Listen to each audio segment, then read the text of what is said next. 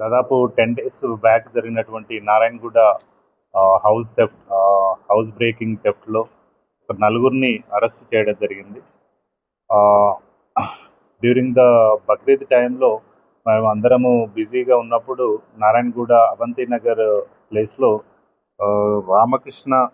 నూకల రామకృష్ణ అనే ఇంట్లో అర్ధరాత్రి sixth early morning around 2 to 3 మధ్యలో ఇద్దరు అన్నోన్ పర్సన్స్ వచ్చేసి థెఫ్ట్ చేయడం జరిగింది.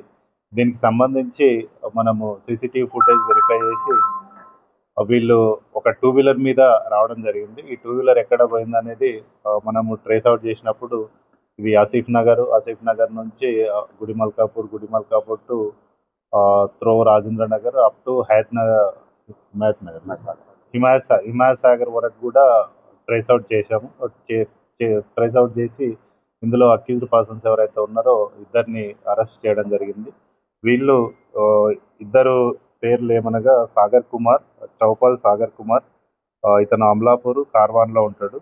ఆకాష్ కుమార్ మండల్, ఇతను బైక్ మెకానిక్, ఇతను కూడా బీహార్కి సంబంధించిన ఇతను. వీళ్ళిద్దరు A1 and A2 వీళ్ళిద్దరు కలిసి 2 వీలర్ మీద వచ్చి ఈ అఫెన్స్ చేయడం జరిగింది.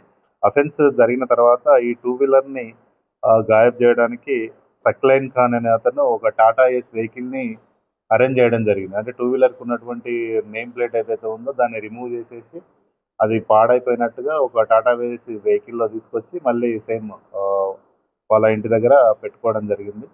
సో ఇవన్నీ కూడా మనము మన నారాయణగూడ ఏసీపీ సుల్తాన్ బజార్ ఏసీపీ మట్టయ్య మరియు task force team, SHO Narayanguda, DI and other crime teams అందరు కూడా కలిసి దాదాపు 6-7 డేస్ కంటిన్యూస్గా ఎఫర్ట్ చేసి వీళ్ళిద్దరిని కూడా పట్టుకోవడం జరిగింది. ఇందులో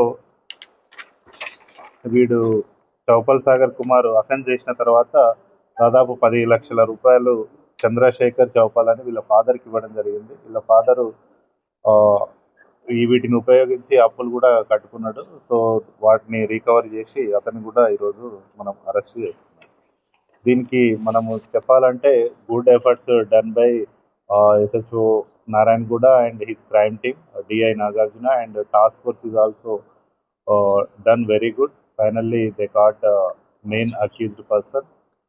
task force inspector mister Nagarjuna team ఆధ్వర్యంలో వీళ్ళందరినీ కూడా పట్టుకొని ఈరోజు అరెస్ట్ చేయడం జరిగింది.